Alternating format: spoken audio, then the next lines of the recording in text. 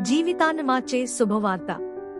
నిజం, నమ్మకం, వాస్తవం, సత్యం మాత్రమే ఉంది. ఈరోజు మనలని బలపరిచే అంశం: మన సంక్షోభాన్ని అవకాశంగా ఎలా మార్చుకోవాలి. 1. మన సంక్షోభంను దేవుడు చూసిన విధంగా చూడాలి. 2.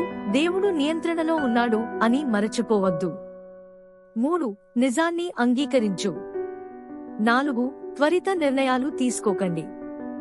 5. సంక్షోభం బదులుగా దేవుని మీద దృష్టి పెట్టండి.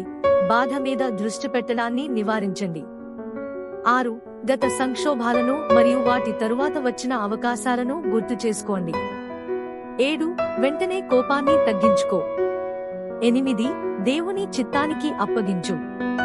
9. కృతజ్ఞత భావం చూపు. 10. సంక్షోభాన్ని ఒక అవకాశంగా చూడాలనుకోవాలి. 11. వాక్యానుసారంగా లేని సలహాను వినడాన్ని నిరాకరించు. 12. ప్రార్థనలో స్థిరంగా ఉండండి. 13. మారుతున్న భావోద్వేగాలకు మార్గం ఇవ్వడాన్ని నిరాకరించు. 14. దేవునికి లోబడి అన్ని ఫలితాలను ఆయనకు వదిలేయండి. దేవుడు మనల్ని దీవించునుగాక. ఆమెన్.